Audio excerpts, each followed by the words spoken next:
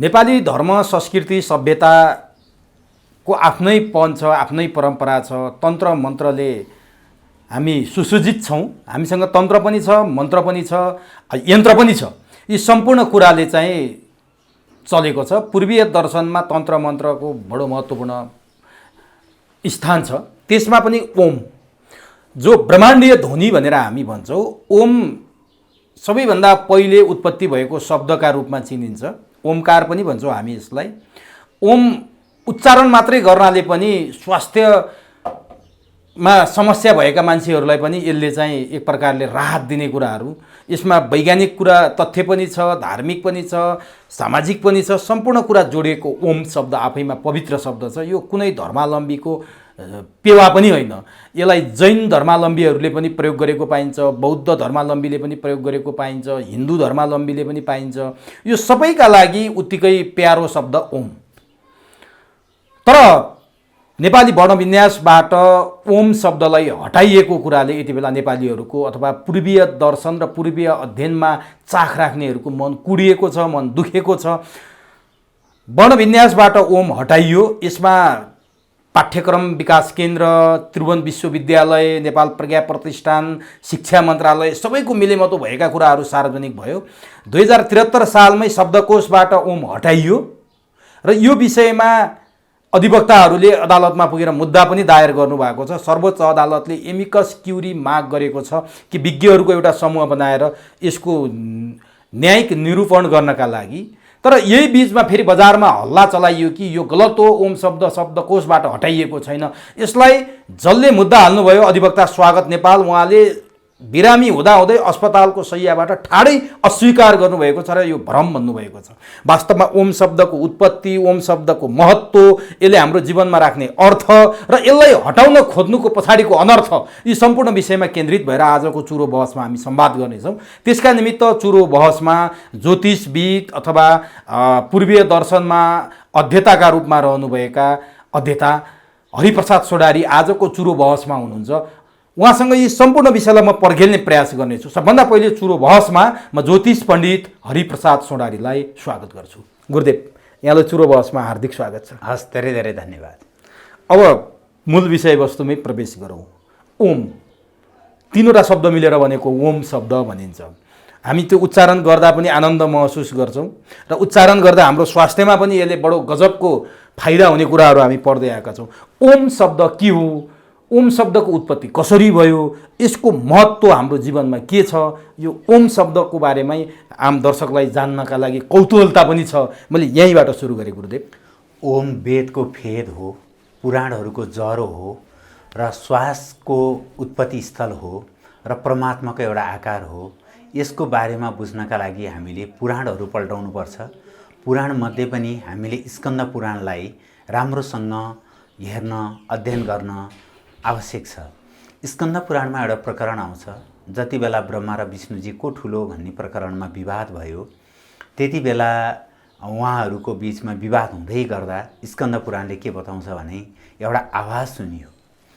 अब कहीँ केही नभएको बेलामा आवाज सुन्दाखेरिमा उहाँहरू को ठुलो भनेर विवाद चलिरहँदाखेरिमा जब आवाज आयो, उहाँहरू दायाँ बायाँ हेर्न थाल्नुभयो। हेर्दाखेरिमा त्यहाँ ओमको ध्वनि गुन्जिराखेको थियो। त्यो पहिलो आवाज जुन थियो त्यो ओमको ध्वनि थियो र त्यो ओमको ध्वनि कताबाट आयो भनेर हेर्दै गर्दाखेरिमा ओमको ध्वनिको साथमा शिवलिङ्ग देखियो। भनेपछि यसले के सूचना गर्न खोजेको भने पुराणका कतिपय कथनहरू अथवा कतिपय बिम्बहरूलाई हामीले विज्ञानको भाषामा अथवा जीवनको भाषामा अथवा विज्ञानको दृष्टिले हेर्न जरुरी छ।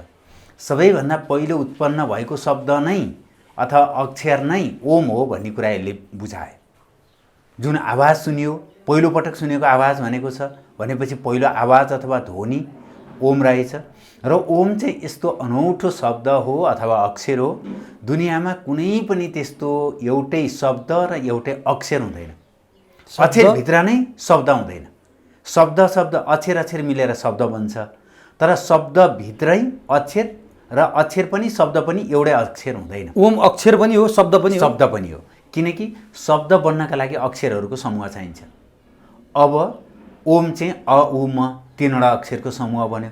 अहिलेसम्म दुनियाँमा यस्तो छँदै छैन। यस कारणले गर्दा ओमलाई अक्षर पनि भनिन्छ, ओमलाई शब्द पनि भनिन्छ। त्यही भएर अक्षर ब्रह्म भनिन्छ। ब्रह्म होइन, ब्रह्म। ब्रह्म र ब्रह्ममा फरक छ। ब्रह्माको 4 मुख हुन्छ, उनी अविनाशी होइन, नाशवान हुन्। उनलाई हिरण्यगर्भ भनिन्छ। दर्शनका भाषामा विभिन्न व्याख्याहरू छन्। उनी सृष्टिकर्ता हुन्। तर ओम भनेको चाहिँ के छ भने गीताले नै भन्छ, ओम इति एकाक्षर ब्रह्म। ओम चाहिँ एकाक्षर ब्रह्म हो र यो शब्द ब्रह्म पनि हो। यस कारणले गर्दाखेरिमा ओम चाहिँ पहिलो पटक सुनिएको आवाज ओम हो र पहिलोपल्ट देखिएको मूर्ति शिवलिङ्ग हो।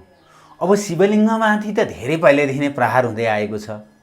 अब शिवलिङ्ग त दिदीबहिनीको अगाडि अथवा समाजको अगाडि बोल्नै नहुने अवस्था आएको छ। त्यसलाई त गलत तरिकाले व्याख्या गरियो। जुन पटक पटक यहाँहरूले वास्तविक शिवलिङ्गको परिभाषा हाम्रा कार्यक्रम मार्फत गरिराख्नु भएको छ, तर हाम्रा धर्म विरोधीहरू हाम्रो धर्मलाई कसरी समाप्त पार्न सकिन्छ भन्नेहरूले त जहिले पनि गलत व्याख्या गर्दै नि त शिवलिङ्गको। हो, अब यो धर्म विरोधी पनि के हुँदो रहेछ भने पराई घरको मान्छेले आक्रमण गर्यो भने आक्रमण गर्न सजिलो हुँदो रहेछ।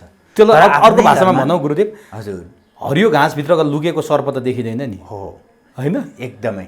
एउटा त्यो, अर्को चाहिँ घरमै उत्पादन गरेका विभीषणले घर सिद्ध्याइदिन्छ। अहिले के छ भने यो सब सिद्ध्याउने काममा विभीषणले काम गरेको छ। विभीषणलाई के थाहा छ रावणको घर कता हो? तर त्यो त फेरि ठिक थियो नि त, विभीषणले त्यहाँनिर गरेको होइन? हो, तर उसले धर्मका लागि गर्यो। यसले कसका लागि भयो भने यसले चाहिँ बाह्य धर्मका लागि, बाह्य भाषाका लागि, तपाईँले भने जस्तो हरियो घाँसमा लुकेको हरियो साँप भयो। अब पहिला त ओमलाई राम्रोसँग एकपल्ट हेर्न र चिन्तन गर्न आवश्यक छ। आर्यावर्तका जति पनि धर्महरू छन्, पहिला यो आर्यावर्त नि गुरु, यहाँले पटक पटकको अन्तर्वार्ता भन्नु, म आफै पनि त्यसमा अलिकति क्लियर छैन कि यो आर्यावर्त भनेर यहाँले बडो गजब तरिकाले ल्याउनुहुन्छ। त्यो मलाई सुन्दा नि आनन्द लाग्छ। आर्यावर्त भने चाहिँ के हो खासमा? पहिला हामी अहिले झुकिएका छौँ भारतवर्षमा। पुराण पनि भारतीय संस्कृति भयो। अब चाडपर्वहरू पनि भारतीय परम्परा भए, वेद पनि भारतीय ग्रन्थ बनाए। अब लेख्ने नेपालका वेदव्यास, अब यसलाई सङ्कलन गर्ने नेपालका ऋषिमुनिहरू। अब हाम्रो देशमा सरकार नभएको बेलामा, हाम्रा देशमा राजनीतिक कर्मी नभएको बेलामा उनीहरूले मौकाको फाइदा उठाए। र आर्यावर्त भनेको एक प्रकारले अहिले सोलो मोलो हेर्ने हो भनेदेखि एसिया भने हुन्छ। अनि भारतवर्ष भनेर भनिन्थ्यो, जम्बूद्वीपे भारतवर्षे भनेर हाम्रा हजुरबाहरूले अथवा गुरुहरूले त्यो सङ्कल्प गर्दा भने सुनिन्छ। त्यो र आर्यावर्त फरक हो।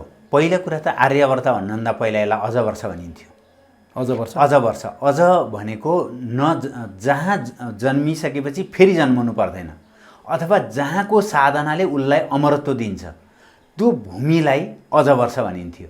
पछि यसलाई अजवर्षलाई अलिकति रूपान्तरण गरेर आर्यावर्त भनियो। आर्यावर्त भनेको के भने आर्यहरू जहाँ बस्छन् ती आर्यहरूलाई नै पछि हिन्दू भन्न थालियो। आर्यावर्त कहाँ बस्छन् त? आर्यहरू कहाँ बस्थे त भन्दा हिमाली रेन्ज र हिमाली जलप्रवाह जहाँसम्म छ भनेपछि हिमालदेखि हिन्दकुशसम्म अथवा हिन्दकुश र हिमालदेखि लिएर गएर प्रशान्त महासागर र हिन्द महासागरको यो सम्पूर्ण भूगोल जति छ त्यो सबै हिन्दूहरूको भूगोल हो।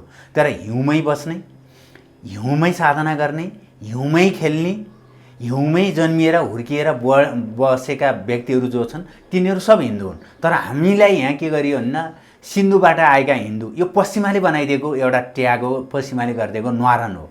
पश्चिमाले गरेको न्वारन हाम्रो विधिबाट हुँदैन र पश्चिमाले गरेको न्वारनको नामको अर्थ हुँदैन। अहिले जसरी नाम सुन्नुभएको छ त्यो कारणले गर्दा पहिला यिनीहरू के भए? अजवर्षमा बस्ने व्यक्ति भए। पछि यसलाई सजिलो बनाएर आर्यहरूको मात्रा बढी भयो। आर्य भनेको योग्य व्यक्तिहरू जो साधना, तप, ज्ञान, विज्ञान, समाज निर्माण, राजनीति सबैको ज्ञानका विज्ञहरू भए। तिनीहरू बस्ने ठाउँलाई पछि आर्यावर्त भनियो। अनि त्यो आर्यावर्तलाई हुँदै पछि के भनियो भने भारतवर्ष भनियो। तर यो भारतवर्ष चाहिँ अहिलेको भारतको स्थापना हुनुभन्दा हजारौँ वर्ष अगाडि राखिएको नाम हो। संयोगले मिल्न गएको मात्रै हो। भा भनेको ज्ञान, रतः भनेको संलग्न।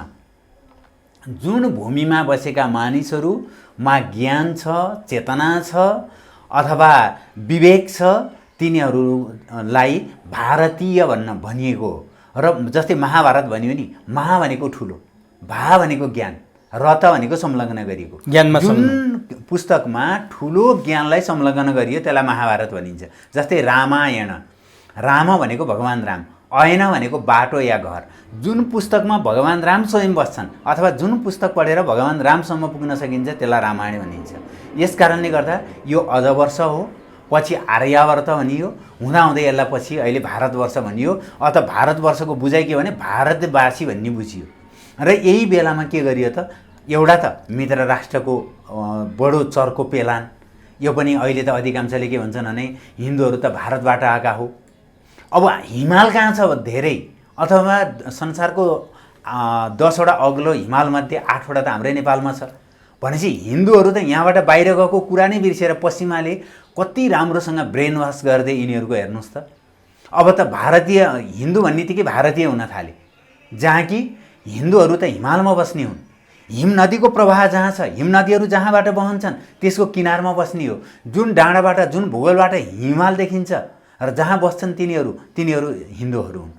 अब यी हिन्दूहरूसँग तागत के को थियो त भन्दा ओमको तागत किन थियो त भन्दाखेरिमा ओममा अ उ म त्यहाँमाथि नै योलाई ब्रह्माण्डीय ध्वनि, अहिले तपाईँले जुन भन्नुभयो ब्रह्माण्डीय ध्वनि भन्नुहोस्, ईश्वरीय स्वरूप भन्नुहोस्, ईश्वरीय आवाज भन्नुहोस्, पहिलो आवाज भन्नुहोस्, जे भने पनि हुन्छ।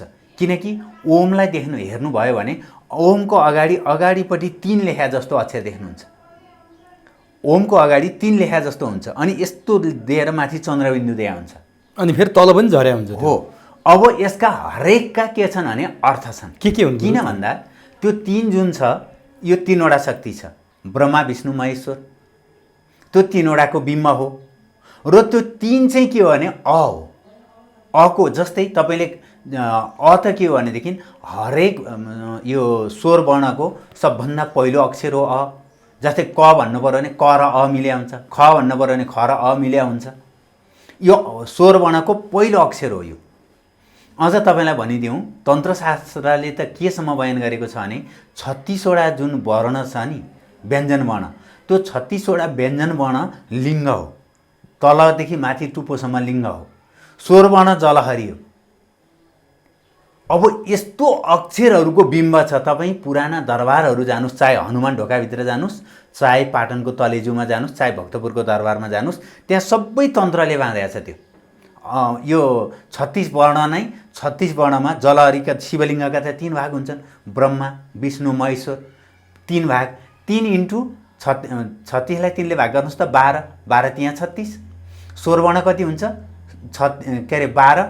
त्यो जलहरी 12 भयो अनि त्यो जलहरीको बराबर के हुनुपर्छ? माथिको टुप्पो हुनुपर्छ। त्यसरी 12 बाँडे हुन्छ। यो त पुरै धर्ममा जोडिएको विषय रहेछ जम्मै। अब अहिले त ओम हामीले झट्ट हेर्दा 36 वर्ण 12 अक्षर 36 वर्ण हामी हेऱ्यौँ नि, यो सामान्य रूपमा लिइन्छ होइन लिँदाखेरि। तर यो त नियम सम्मत र शास्त्र सम्मत पो बनाएर रहेछ त सबै कुरो। हाम्रा मन्दिरहरू, हाम्रा अक्षरहरू बिना, जस्तै ए को अर्थ के भनेर खोज्यो भने कहीँ पनि पाइँदैन। त्यो बी को अर्थ के, बी कतै मिल्नुपर्छ अनि बल्ल बी हुन्छ।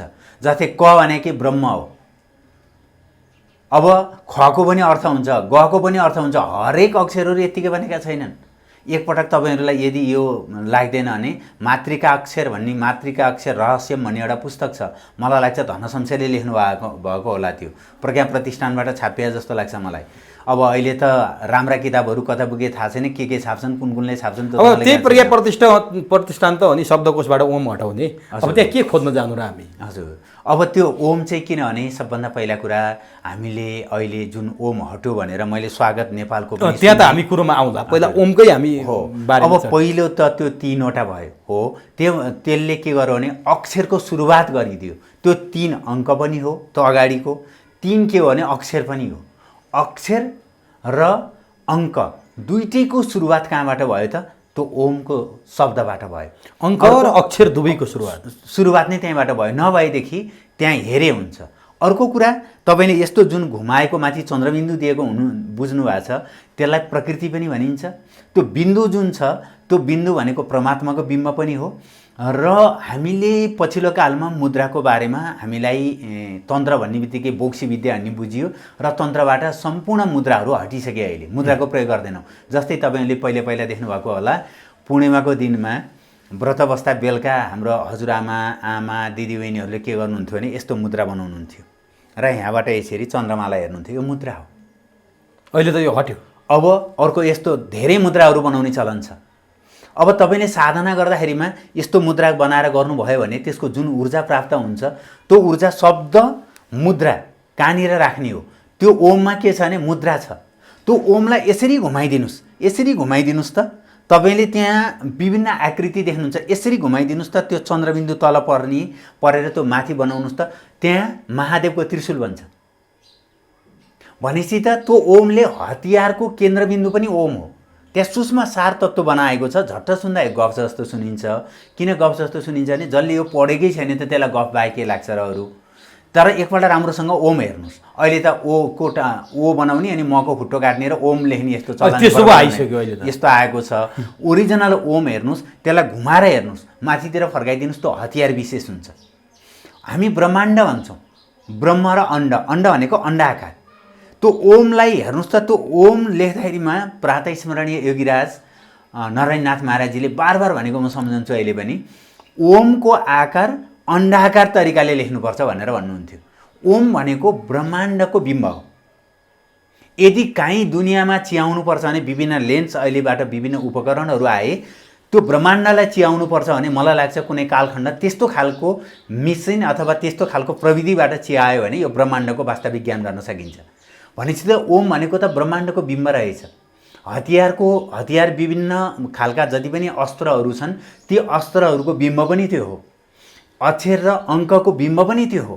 र अब त्यसलाई तपाईँले त्यो सम्पूर्णको सार तत्त्व जुन खिचेर राखेको छ, त्यो सार तत्त्वलाई तपाईँले उच्चारण गर्नुभयो भने बल्ल काम गरे हो। त्यसले क भनेर उच्चारण गर्दा तपाईँ शान्त नहुने, ओम भनेर उच्चारण गर्दा किन काम गर्यो भन्दाखेरिमा दुनियाँका यन्त्रहरूको पुञ्ज हो त्यो, दुनियाँका ज्ञानहरूको भण्डार हो त्यो, आकाशीय पिण्डहरूलाई प्रतिबिम्बित गर्ने अथवा ब्रह्माण्डलाई बुझाउने एउटा चित्र पनि हो त्यो। त्यो चित्र भन्नुहोस्, त्यो अक्षर भन्नुहोस्, त्यो शब्द भन्नुहोस्, सबै कुरा भएको कारणले गर्दा त्यसलाई उच्चारण गर्दा त किन हुँदैन त? यस कारणले गर्दाखेरिमा अहिले पनि सूर्यबाट अनवरत रूपमा ओमकारको ध्वनि आउँछ भनेर भनिन्छ। वैज्ञानिकहरूले त्यो 2-4 वर्ष अगाडि त विभिन्न जर्नलहरूमा आइरहेको थियो, पत्रपत्रिकाहरूमा आइरहेको थियो। सूर्यबाट जुन ध्वनि आउँछ त्यो ओमको ध्वनि आउँछ। ब्ल्याक होलमा एउटा त्यस्तो गुन्जन छ जुन चाहिँ ट्याक्कै ओम गुन्जन आउँछ भनेर पश्चिमाहरूले भनिरहेका छन् त। अहिले पनि अन्तरिक्षको भाषा अथवा माथि अन्तरिक्ष र यहाँको भाषा चाहिँ नासाले संस्कृत चाहिँ सर्वोत्तम हो। किन भन्दा अहम भोजनम खादामी त्यो पनि मिल्छ, भोजनम खादामी अहम पनि मिल्छ। अब जताबाट ल्याए पनि मिल्छ। माथिबाट त्यो शब्द आउँदाखेरिमा चाहिँ उल्टो पाल्टो भएर यहाँ आउन सक्छ अरे। संस्कृत चाहिँ उल्टो पाल्टो भएर आए पनि ठ्याक्कै अर्थ एउटै दिन्छ। तर अङ्ग्रेजीमा त त्यो उल्टो पाल्टो भएर आयो भने चाहिँ उल्टो त्यसले अर्थ अघि यहाँले भन्नुभएको थियो नि, जस्तो क हामीले उच्चारण गर्दा कलाई केसँग जोड्नु भएको थियो यहाँ? क प्लस अ। त्यो त जोड्नु भएको थियो कि ए ब्रह्मसँग कलाई जोड्नु, तर ए त जोडिँदैन। हजुर हो, बी पनि जोडिँदैन। हो त्यसै गरी उनीहरू एउटा जिससको पूजा गर्छन्। हजुर त्यति त हो नि, उनीहरू एउटा प्रभु भनेर जिसस क्राइस्टलाई मान्छन्। हजुर हैन? हामी कहाँ त कति 33 कोटी देवता, अलग अलग देवताहरू छ, अलग अलग मूर्ति छ, अलग अलग मन्दिर छ। अघि यहाँले भने जस्तो तलेजु पनि यही छ, भीमसेन पनि यही छ। के छैन हामीसँग? हामी यति सबै कुराले धनी छौँ, तर हामी किन यति गरिब आफूलाई अनुभव गरिरहेछौँ? उनीहरू एउटा जिसस क्राइस्ट पूजा पनि गर्दैनन्, जिसस क्राइस्ट मान्छन्। अनि उनीहरूको एबाट केही पनि अर्थ छैन, हाम्रो कबाट अर्थ छ, खबाट अर्थ छ। सबै कुरा हाम्रो जोडिएको छ शास्त्रसँग। तैपनि हामी किन दुखी छौँ? हामी किन गरिब छौँ? हामी किन उनीहरूकोमा काम गर्न जान, कमाउन उनीहरूकै दास हुन बाध्य छौँ? किन यस्तो भएको छ त? पहिला चाहिँ यो विस्मरण, पहिला कुरा चाहिँ विस्मरण, अर्को कुरा चाहिँ हाम्रो विस्थापन र अर्को कुरा चाहिँ बाह्य दबाव। किनकि अहिले म कुनै बाहिरका अब ती टिकट काटिसकेका गइसकेका उनका देवी देवतालाई म केही पनि भन्न चाहदिनँ, किनकि उनको बारेमा मैले बुझ्नु छैन। सबभन्दा पहिला मैले म बुझ्नु छ, त्यो पछि मेरो बुझ्नु छ, अनि मैले मेरा बुझ्नु छ। त्यो कारणले गर्दा मेरो र मेरा बुझ्नु छ छैन, अनि मेरो पनि बुझा छैन भने त र तेरामा किन जानु? मलाई त्यहाँ जान आवश्यकै छैन। सबभन्दा ठुलो कुरो चाहिँ के भएन भने हामीले पछिल्लो कालमा हाम्रो पनि एउटा कमजोरी हो कि हामीले हाम्रा शास्त्रहरूलाई, हाम्रा अक्षरहरूलाई अथवा हाम्रा वर्णहरूलाई पढ्नका लागि मात्र होइन, साधनामा, जीवनमा, औषधि उपचारमा, आपत परेको बेलामा कहाँ कहाँ प्रयोग गर्न सकिन्छ भन्ने कुराबाट हामीले त्यसलाई सदुपयोगिता, त्यसको उपयोगिताको बारेबाट हामी टाढा रह्यौँ। पहिलो कमजोरी त हामीले त्यहाँ गऱ्यौँ। अर्को कुरा, जति बेला क्रिस्चियनहरू नेपालमा औषधि उपचार गरिदिन्छु, स्कुल खोलिदिन्छु भनेर आएका थिए, तिनीहरूलाई स्कुल र स्वास्थ्यभन्दा बिल्कुल बाहिर जान दिनुहुन्थेन। हामीले स्कुल खोलेर इसाई धर्मको चाहिँ प्रचार प्रसार गर्छौँ। स्कुल त त्यहाँ गयो नि त। यो त नरेन्द्रनाथ गुरुले पटक पटक भनेको कुरा हामी त देखेनौँ, उहाँले लेखेको कुरा हामी पढ्न पाउँछौँ। हामीले स्कुल खोल्यौँ, पाठशाला र विद्यालय हामीले खोल्यौँ, गुरुकुल खोलेन हो क्या हामीले, स्कुलतिर गयौँ। अब यहाँले क्रमशः भन्दै महाराजजीको नाम लिइहाल्नु भयो। महाराजजीले बार बार भन्नुहुन्थ्यो, नेताहरू आएको बेलामा, मृगस्थलीमा आएको बेलामा मैले पनि सुन्थेँ, म पनि छेउमा बस्थेँ। उहाँले भन्नुहुन्थ्यो, तिमीहरूलाई तलबाट मुसाई होइन मुसलमान, तलबाट भने किनभने इन्डियाबाट, तलबाट मुसाई अनि माथिबाट इसाईले पेलेपछि बल्ल तिमीहरूको चेत खुल्छ भनेर भन्नुहुन्थ्यो कि इसाई र मुसाई के अरे र होइन मुसाई र इसाई दुईटाले पेलेपछि बल्ल तिमीहरूको। अनि उहाँको शब्द थियो माथिबाट इसाई, माथिबाट भनेको राजनीतिबाट अथवा प्रशासनबाट अथवा नेता जन्माइदिएर अथवा विभिन्न ठाउँमा अहिले छ नि भाषाका नाममा विभिन्न आएको चर्चा गरौँला, माथिबाट त्यो भएर इसाई। इसाईलाई उहाँ योगी नारायणले कहिले पनि तलबाट भन्नुभएको छैन, जहाँ पनि इसाईले माथिबाट बेल्छ। यसले यस्तै इसाईहरूको कामै यही हो। त्यो भएर इसाई त मलाई लाग्छ बेलायतमा बाइबल छोएर के अरे प्रधानमन्त्री बन्ने ठाउँमा अहिले कसको प्रधानमन्त्री छ? प्रधानमन्त्री बेलायतको होला। उसको हृदयमा के धड्केको छ? हनुमान धड्केको छ, रामायण धड्केको छ। आएर अस्ति भारतमा उनले पूजा गरेको त हामीले देख्यौँ नि। हो, अब यिनीहरूलाई के छ भने नेपालप्रतिको मोह, यिनीहरूलाई सबभन्दा ठुलो भनेको चाहिँ ज्ञानेन्द्र सरकारप्रतिको यिनीहरूको अलिकति विरोध हो। अब यिनीहरू के गरे भनेदेखि अहिले त राजनीतिक आवरणमा पशुपति पूजा गर्न आउन कति रहर रहेछ भन्ने त भारत गएर आएपछि देखियो। यो पाटो चर्चा नगरौँ। जे होस्, पहिलो कुरा चाहिँ हामीले शिक्षाबाट हाम्रा धर्म, संस्कृति, परम्परालाई विज्ञानसम्मत तरिकाले देखाउन सकेनौँ। जस्तै तुलसीको फेदमा बसेर तैँले नियमित रूपमा पाठ गर, तेरो स्मरण शक्ति धेरै राम्रो हुन्छ। बिहान उठेर कुशको औँठी लगाएर पढ्ने गर, लेख्ने गर, तँलाई धेरै राम्रो हुन्छ। बिहान जुरुक्क उठेर शालिग्रामको पानी पिउने गर, तँलाई रोग हुँदैन। बिहान जुरुक्क उठेर तैँले देवी देवताको पूजा आजा गरेर प्रसाद खाइस् भने तेरो दिमाग यति धेरै विशृङ्खलित हुँदैन। र नियमित रूपमा तैँले खाना खानुभन्दा पहिला देवतालाई अर्पण गरेर खाइस् भनेदेखि तेरो परिवारमा झगडा हुँदैन। यो कुरा हामीले सिकाउनै सकेनौँ र व्यक्तिगत पारिवारिक रूपमा पनि सिकाउन सकेनौँ। पाठ्यक्रममा त अब अहिले हेर्नुहोस् त, यीबाट ईश्वर हुनुपर्ने ठाउँमा यीबाट इस्यु हुन थालिसक्यो। यो भन्दाखेरिमा के भनेदेखि झट्टै हेर्दा मिडियामा बोल्नका लागि बोल्यो भने जस्तो, तर हृदय रुन्छ कि। अहिले पुस्तकमा हेर्नुभयो भने महान मान्छेहरूको 3 जना महान मान्छेहरूको नाम लेख भन्ने एउटा पुस्तक छ कि बच्चाहरू किताबमा। 1 नम्बरमै माथि जिसस क्राइस्टको नाम राखिएको छ कि। किन यसरी हामीलाई चाहिँ ब्रेन वास गरिँदैछ, किन प्रभाव पारिँदैछ? अचम्मको कुरा त यहाँ पो छ त। अहिले पनि काठमाडौँका विद्यालयहरूमा, निजी विद्यालयहरूमा, त्यहाँका पुस्तकालयहरूमा जानुभयो भने गीता, महाभारत होइन कि त्यो बाइबल भेटिन थालेको छ कि। यो किन यस्तो भइरहेछ? पाठ्यक्रम त बिग्रियो। त्यहाँ चाहिँ दिने शिक्षा दीक्षा तरिका चाहिँ त्यसरी प्रभावित पार्न थाल्यो। अब यो त खासै मैले इन्टरभ्यूमा भन्न त नमिल्ने, तर अत्यन्त चित्त दुखेपछि भन्नै पनि पर्दो रहेछ उमेश सर। मैले देखेको चाहिँ के भने यो सबै धेरै बिगार्ने भनेका ब्राह्मण परिवारमा जन्मेका मान्छे हुन्।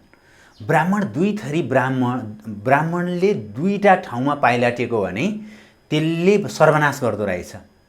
पहिलो कुरा, ब्राह्मण, मैले कुनै राजनीतिक आक्षेप लगाउन खोजेको होइन, ब्राह्मण कम्युनिस्ट बन्यो भने त्यो ब्राह्मण नै होइन।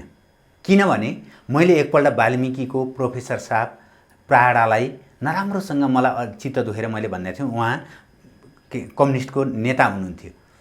उहाँलाई मैले के भनेको थिएँ नि, गुरुदेव अन्यथा नसम्झिनुहोस्, हजुरले वाल्मिकीमा पढाएर नेपाल संस्कृत विश्वविद्यालय, जसले योगी नारायणनाथले स्थापना गरेको विश्वविद्यालयमा कम्युनिस्ट टिचरहरू बसेर पढाउनु भनेको योभन्दा महादुर्भाग्य केही पनि होइन।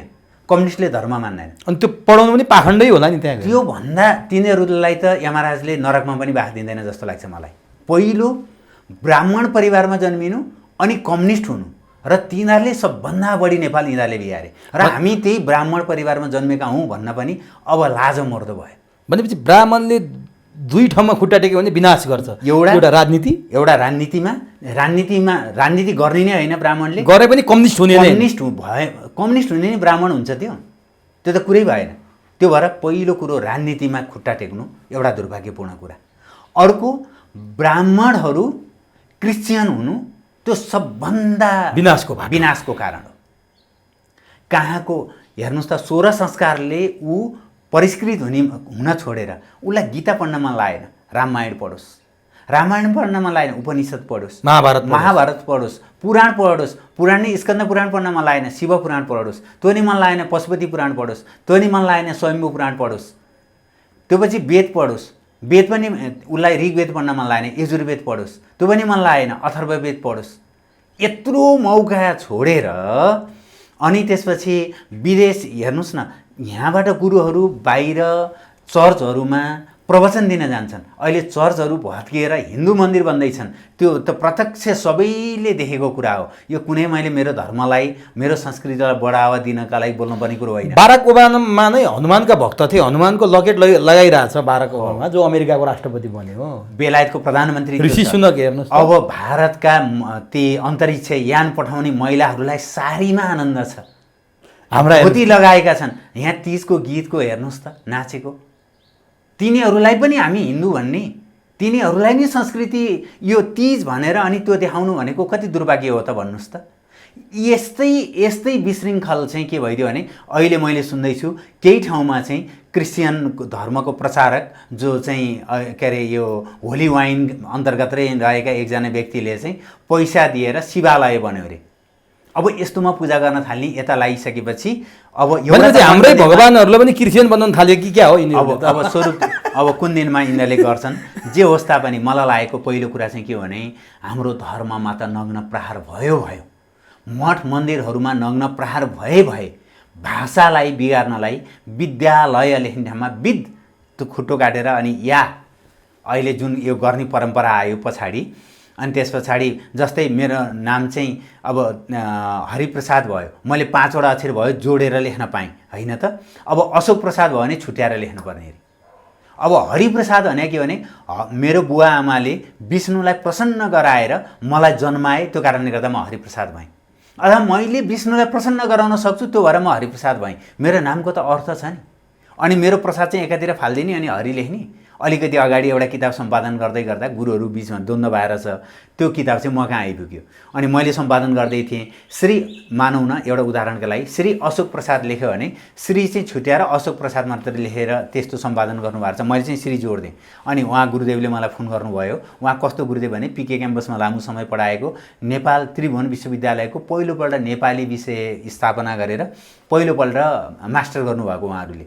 त्यो गुरुको गुरुदेव हुनुहुन्थ्यो। उहाँले फोन गरेर अरे बाबु मेरो चाहिँ त्यो श्री छुट्याएर नलेखौँ है, श्री नै उडेसी त मेरो नामको के अर्थ भनेर भन्नुभयो कि। अब अहिले चाहिँ के छ भने यिनै मान्छेहरूको मलाई यो सुन्दा त बडो उद्वेग लाग्यो, किनकि आर्यवर्तको हरेक धर्ममा के छ ओम छ।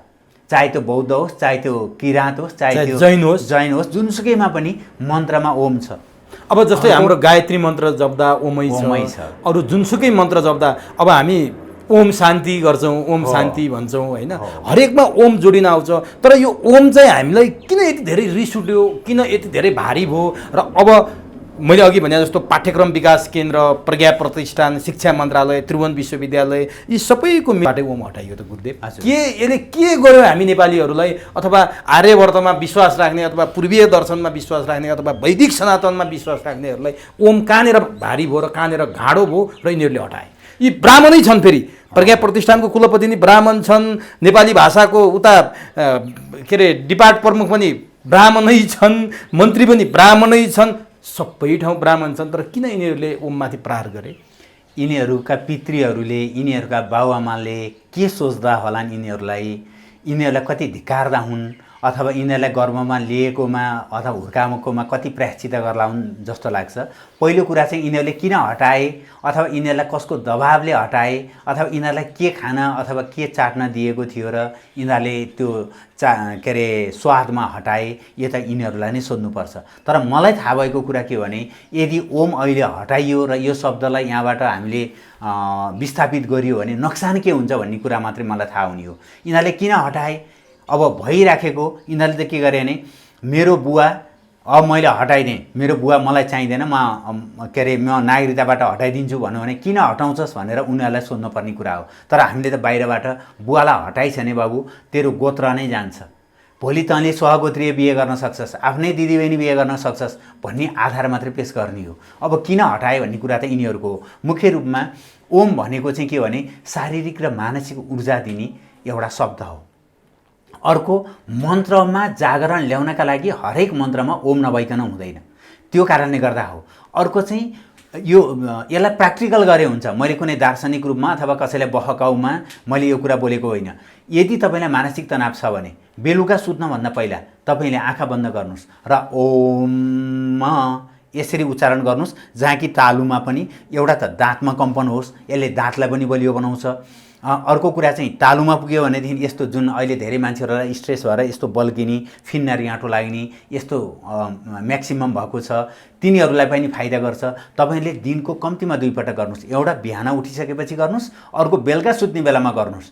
अर्को सजिलो प्रयोगात्मक रूपमा हेर्नुहोस्, बच्चाहरू जब झस्कन्छ अथवा यदि तपाईँलाई तर्साउँछ, झस्काउँछ अथवा कुनै अप्ठ्यारो पर्छ भने तपाईँले के गर्नुहोस्, बेलुका सुत्ने बेलामा ओम उच्चारण गर्नुहोस्, पानीलाई फुक्नुहोस्, ओम उच्चारण गर्नुहोस्, पानीलाई फुक्नुहोस्। कति पटक? 3 पटक या 7 पटक फुक्नुहोस् र बिहान फेरि उठ्नुहोस्, फेरि त्यही भनेर फुक्नुहोस् र अनि पिउनुहोस्। अहिले पनि धेरै ठाउँमा तर्साउँछ, काठमाडौँको होस् अथवा काठमाडौँ बाहिर होस्, धेरै ठाउँमा तर्साउँछ।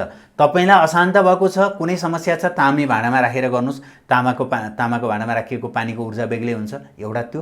अर्को जहाँ तर्साउँछ तपाईँले 2-3 दिन जल छर्किदिनुहोस् त्यसमा ओम उच्चारण गरेर। बेलुका राख्ने बेलामा ओम उच्चारण गर्नुहोस्, बिहान जुरुक्क उठेपछि मुखसुख धोइसकेपछि फेरि ओम उच्चारण गर्नुहोस्, छर्किदिनुहोस् त्यो जललाई। अनि हेर्नुहोस् 1 हप्तासम्म त्यो गर्नुहोस्, हेर्नुहोस् तर्सायो भने म कहाँ आउनुहोस् ल।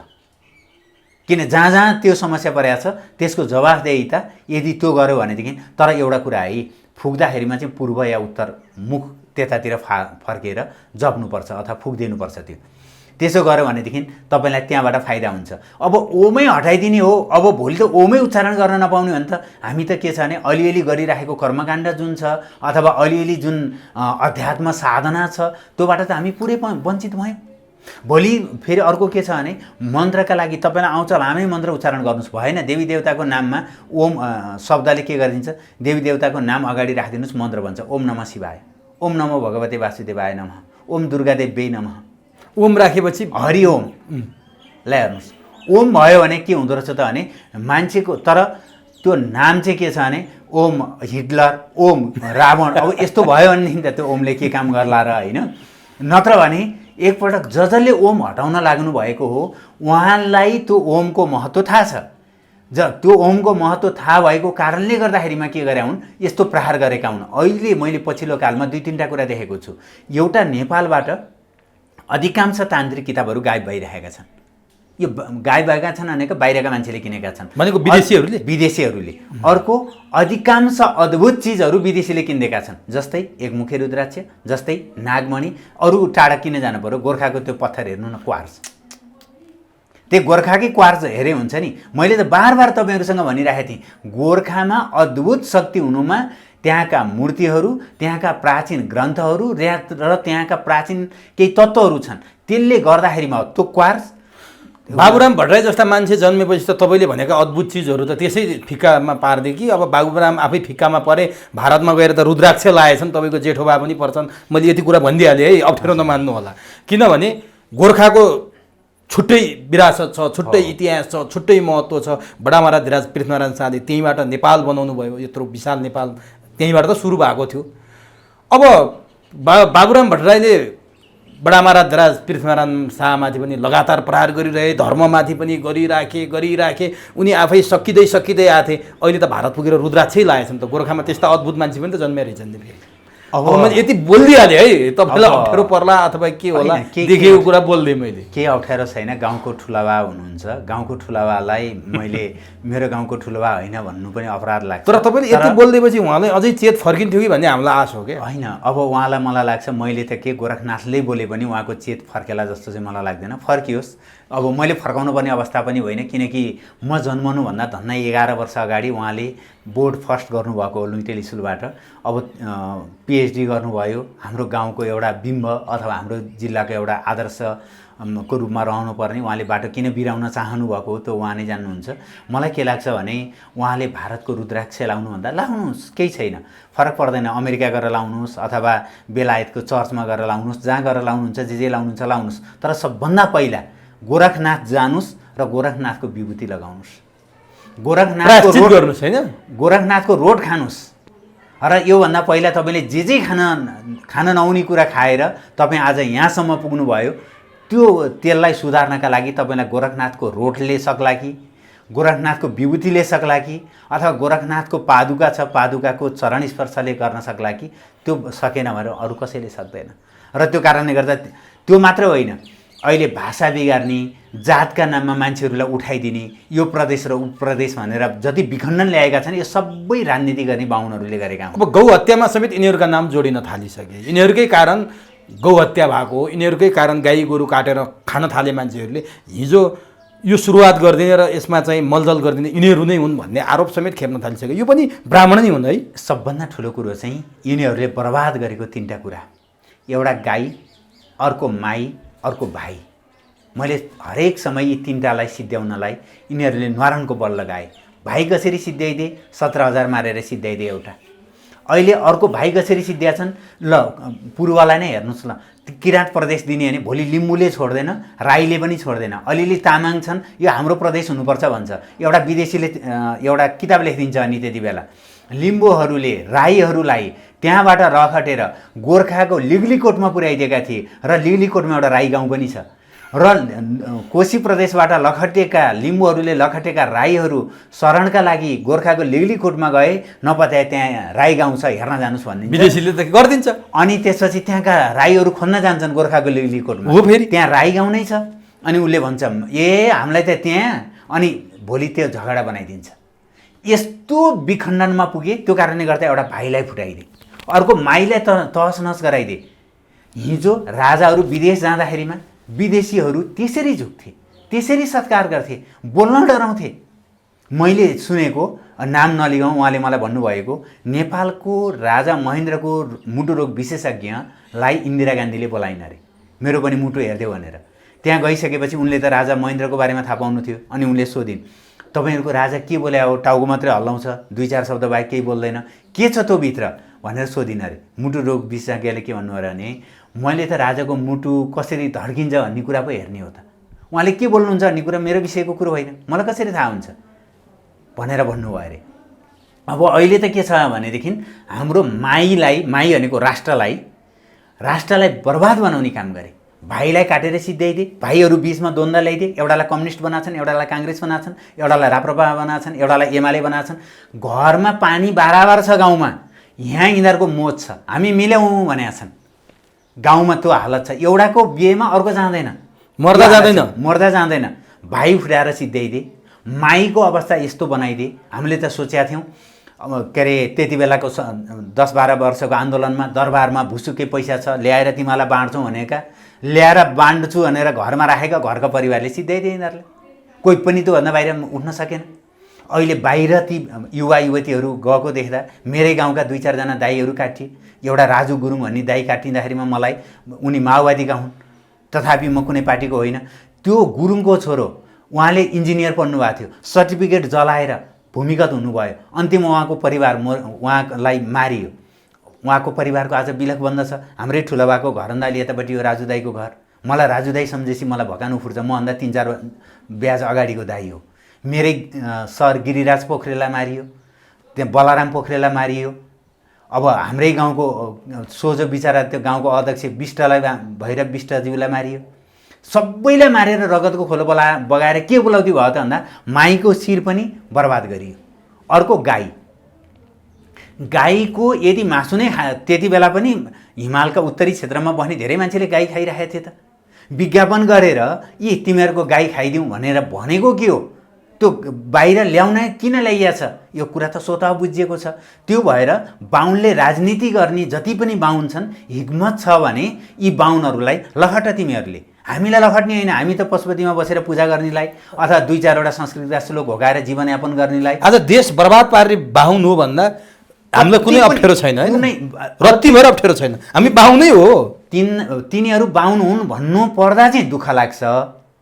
तिनीहरू बाहुन परिवारमा जन्मे, यो हाम्रो लागि दुर्भाग्य हो। तिनीहरूलाई लहर्दा के फरक? हाम्रो केही गर्नु पर्दैन। अधिकतम लहर्न परे 10 जना जति बाहुन लहरिदिने भने नेपालको राजनीतिले अबको 10 वर्षमा धेरै ठुलो कायापलट गर्छ।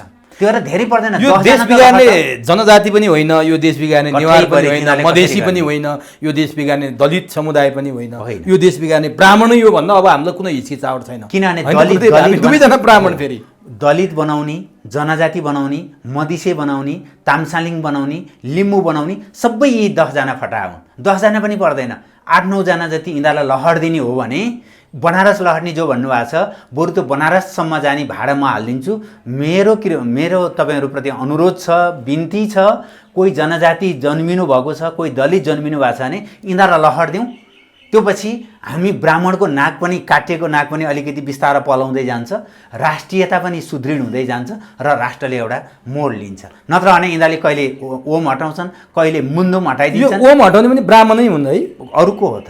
अरू कसले हटाउँछ? यिनी आङ्काजीले हटायो र अथवा पूर्वतिरको कुनै लिम्बूले हटाएको हो र कुनै अर्को मान्छेले हटाएको हो र?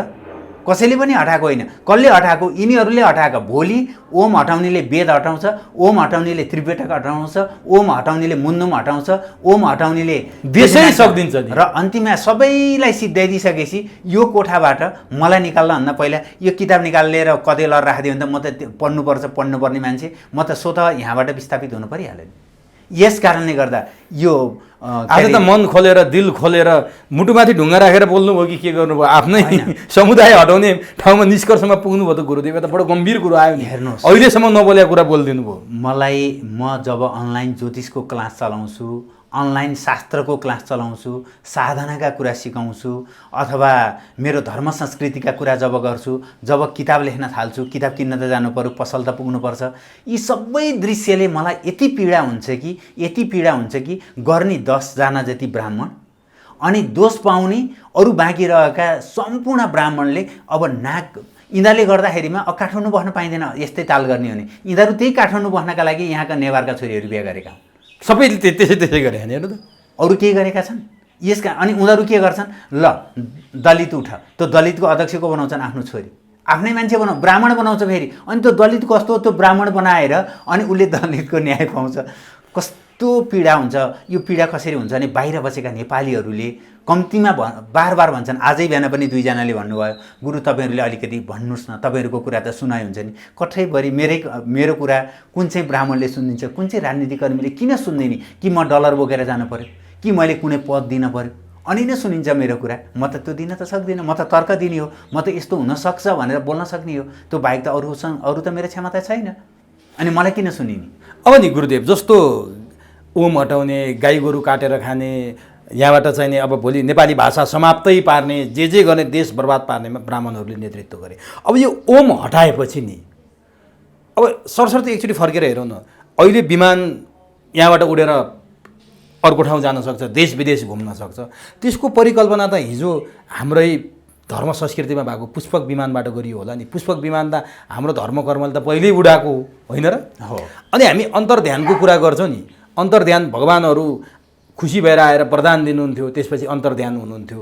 यो त हामीले हिजो धर्म कर्ममा पढ्दै आएको हो नि। अहिले तपाईँले बिहान कोहीसँग अमेरिकामा गफ गर्नुभयो होला, कोहीसँग बेलायतमा गफ गर्नुभयो होला, मेसेन्जरमा त मान्छे देख्नुहुन्छ नि। तर त्यो मेसेन्जरमा तपाईँले काटिसकेपछि त त्यो मान्छे उतैको उतै, तपाईँ यतैको यतै हुनुहुन्छ। सायद अन्तर्ध्यान भने यही होला, हाम्रो धर्म कर्ममै उनीहरूले टेकेर नै यो मेसेन्जरको परिकल्पना गरे होलान्, विमानको परिकल्पना गरे होलान्। सबै उत्पत्ति हामीले बनाइदियो, यो सम्पत्ति हामीसँगै थियो, तर आज हामीसँग के पनि छैन। अब ओम पनि फाल्न लाग्यो। यो ओमको नि ठुलो महत्त्व यहाँले भनिसक्नुभयो। किन यस्तो निर्वस्त्र हुँदैछौँ क्या हामी? त्यहाँबाट के फाइदा छ यी 10 जना ब्राह्मणहरूलाई?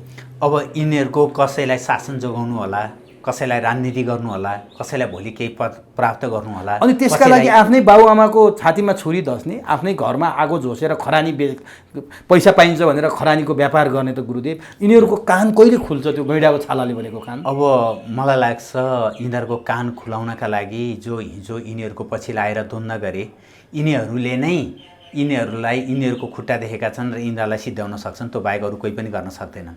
र अब त्यो बाहेक अरू हामीसँग विकल्प छैन। यसको अर्थ हत्याको मार्गमा जानुपर्छ भन्न खोजेको होइन। जबसम्म यिनीहरू रहन्छन् र जबसम्म हामीले यिनीहरूले कान खोल्दैनन् र हामी एकजुट भएर जबसम्म अगाडि बढ्न सक्दैनौँ अथवा हाम्रा शब्दका अथवा हाम्रा तन्त्रका मन्त्रका कुराहरूको प्रयोग यस्तो हुन्छ, यतिसम्म गर्न सकिन्थ्यो भन्ने बारेमा हामीले बुझाउन सक्दैनौँ। अब यिनीहरूले त बुझ्दैनन्। बाँकी यिनीहरूले जुन भाँडभैलो बनाएर राज्य गरे नि, अङ्ग्रेजको सिद्धान्त जस्तो फुट डालो राज करोको सिद्धान्त अपनाएर काम गरेका थिए नि, अब यिनीहरूलाई त्यो कुरा बुझाउन सकिएन। हाम्रा मित्रहरूलाई, साथीहरूलाई, तिमीलाई एउटा नाकको आधारमा छुट्याएको छ, भूगोलको आधारमा छुट्याएको छ, जबसम्म यो कुरा बुझ्न सकिँदैन तबसम्म हुँदैन। तपाईँले ओमको कुरा गर्दै गर्दा मलाई 2-4वटा कुरा स्मरण भयो। ओममा पहिला चाहिँ एउटा शब्दभेदी बाण भनिन्थ्यो कि शब्दभेदी बाण भनेको कतैबाट आवाज आयो, बाण त्यहाँ हान्दियो, त्यो शब्द आएतिर हान्दियो, ठ्याक्कै त्यसलाई मारिन्थ्यो। जस्तै उदाहरणका लागि दशरथले एउटा हात्तीले पानी पिएको जस्तो सुने र ओहो हात्ती त नजिक रहेछ, मलाई आक्रमण गर्छ भनेर त्यो शब्दभेदी बाण छोडे र हात्तीको आवाज जहाँबाट आएको थियो त्यहाँ गएर लाग्दाखेरिमा उनको भान्जो श्रवण कुमार मर्यो।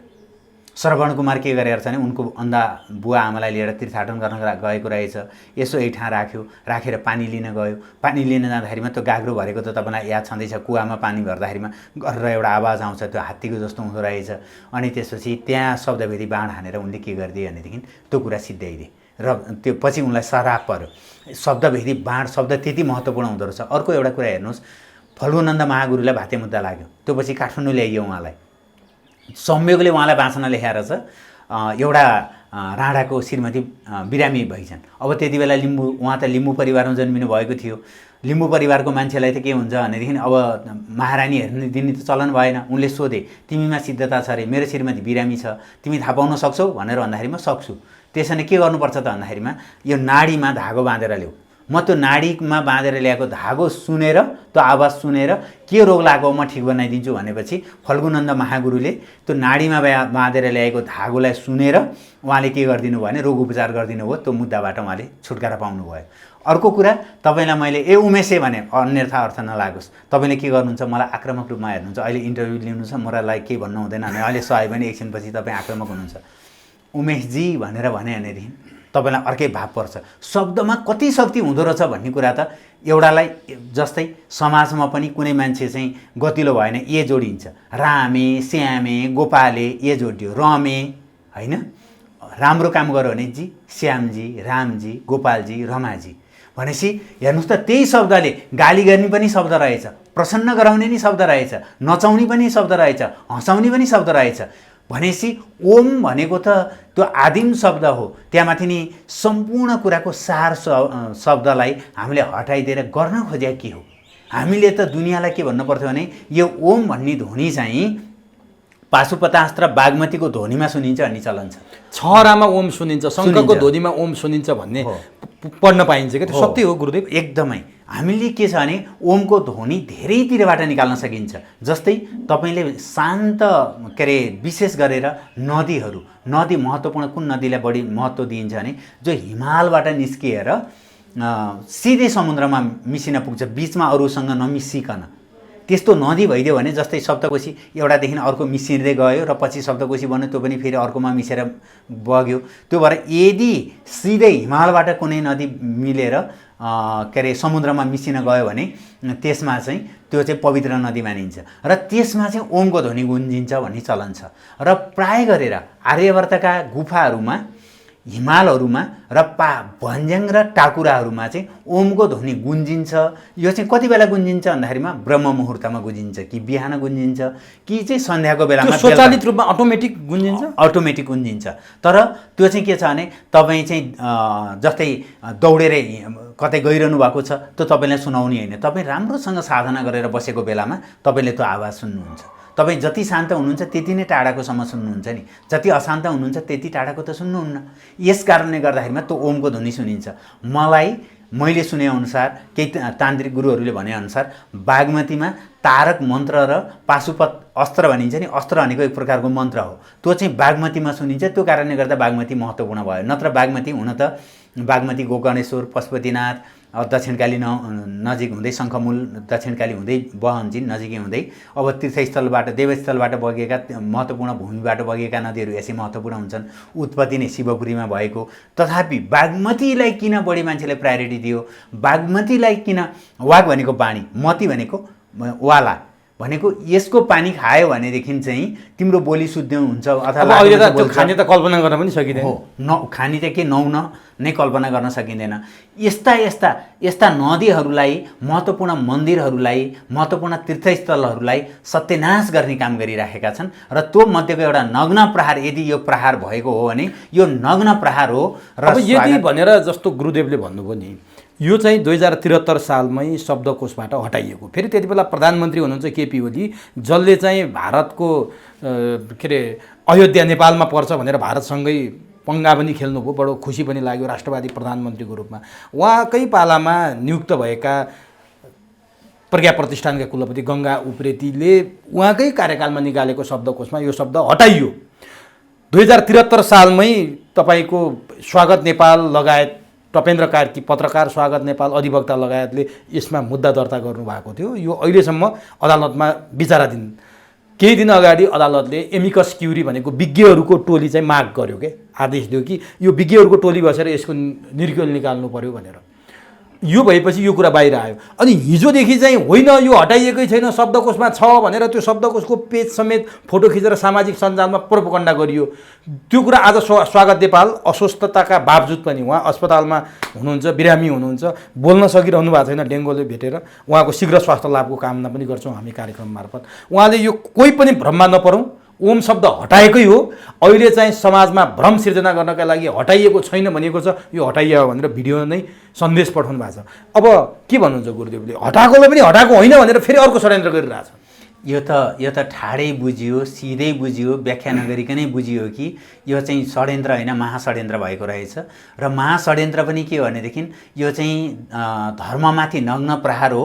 त्यसमाथि पनि यति प्रहार हुँदा पनि कहिले गाईको विषय लिएर, कहिले भाषाको विषय लिएर जुन आक्रमण भइरहेको छ, अब चाहिँ यतिन्जेल चाहिँ के गरिएको भने हाँगा काटिएको हो, पात चुन्डिएको हो, अब चाहिँ जरै उखाल्न लागिएको हो। अब ओम माथिको प्रहार भनेको ज्वरो उखाल्ने प्रहार हो। अब ज्वरो उखाल्दाखेरिमा पनि त्यो रुख उम्रिहाल्छ नि, दुबो जस्तै त हो नि भनेर अब हामी त्यो कल्पनामा लाग्यौँ भनेदेखि बर्बाद हुन्छ। यस कारणले गर्दा यो नग्न प्रहारलाई चाहिँ हामी जस्ता जो स्वतन्त्र व्यक्ति छौँ, लेख्न सक्नेले लेखेर, बोल्न सक्नेले बोलेर, समाजलाई जागरुक बनाउन सक्नेले जागरुक बनाएर अब पनि काम गरिएन भने अब चाहिँ साह्रै ढिला हुन्छ, सूर्यास्त हुन अब चाहिँ चुपचाप नबसौँ होइन, अति भयो। अब यो चाहिँ किनभने यो चाहिँ कसलाई चोट पर्ला अथवा परिवार बिग्रेला कि अथवा के राष्ट्रिय रहेन भनेदेखि त अन्य कुराहरू त मौन भयो नि। राजनीति त अब यस्तै हो भने त नेपाललाई त पार्टी चाहिएकै छैन। किन चाहियो हामीलाई पार्टी? हाम्रा भएभरका युवा युवती विदेश जाने, हाम्रो भाषा बोर्डिङमा पढ्दाखेरिमा नेपाली बोल्यो भनेदेखि कारवाही हुने, अनि शब्दकोशबाट ओम हटाउनु पर्ने, मठ मन्दिरहरूमा अन्यलाई डोनेसन जाने, हामीलाई नजाने, देवनागरी लिपि ध्वस्तै पार्ने। अनि यस्तो राजनीति हामीलाई किन चाहिएको छ? यस्ता पार्टी हामीलाई किन चाहिएको छ? यस्ता नेता हामीलाई किन चाहिएको छ? त्यो भएर हामी प्रार्थना गरौँ, हामी ओमसँग प्रार्थना गरौँ, ओमकार परिवारसँग प्रार्थना गरौँ। ओमकार परिवार भनेको बौद्ध हो, जैन हो, नानक हो, सम्पूर्ण यी किराँत हो, जसले मन्त्रको अगाडि पछाडि जता पनि ओम प्रयोग गरेको हुन्छ, त्यो सबै ओमकार परिवार हुन्। त्यो कारणले गर्दा ओमकार परिवारहरूले यतिन्जेल त हिन्दूमाथि आक्रमण गरेका थिए, सहेर बस्नु केही थिएन। हिन्दूहरूले कुनै काण्डखण्डमा अन्याय गरेका थिए भने अब त्यो तपाईँहरूले सहनुहोस्, केही भएन, हामीलाई आक्रमण गर्नुभएको छ। ब्राह्मणलाई गाली गरिरहनु भएको थियो, ठिक छ, हामीले सही राखेका थियौँ। ब्राह्मणलाई गाली गर्नुभयो, हिन्दूलाई गाली गर्नुभयो, अथवा विभिन्न दृष्टिले एकअर्कालाई गाली गर्नुभयो। अब पनि हामी गालीमा नेताहरूले विशेष गरेर बौद्धलाई आएपछि बौलाहा पाराले उत्पन्न भएका यी पार्टीहरूले विदेशीको विभिन्न खाना हुने नहुने कुरा खाएर मनपरी गर्छन् भने अब ती सीमित व्यक्तिहरूलाई लखडिनै पर्छ।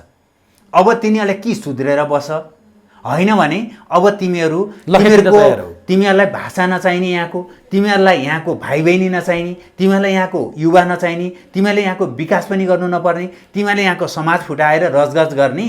अब पनि तिमीहरूले फेरि यही जातको धर्मको अब हामी सबै मिलेर गरिबीसँग लड्नुपर्ने हो। अभावसँग लड्नुपर्ने हो, विभेदसँग लड्नुपर्ने हो। तर हामी ती सबै कुराहरू छोडेर गाईको मासु खाएर लड्ने, कहिले दसैँको विरुद्धमा लड्ने, कहिले तिहारमा टिका नलाएर लड्ने, यी सब कुरा छोडौँ। यो राजनीतिले गरेको हो। हामीलाई यो राजनीति चाहिए पनि छैन। यो राजनीतिले कहिले भलो पनि गरेको छैन। अब भलो गर्ने त सम्भावनै छैन। अब फेरि पनि हामी कहिले ओममा आक्रमण गर्ने, अब भोलि त्यो गाडीमा एकपटक चाहिँ अङ्ग्रेजी राखेको छ हो, अब बा लेखेको बिए लेखिराखेको छ।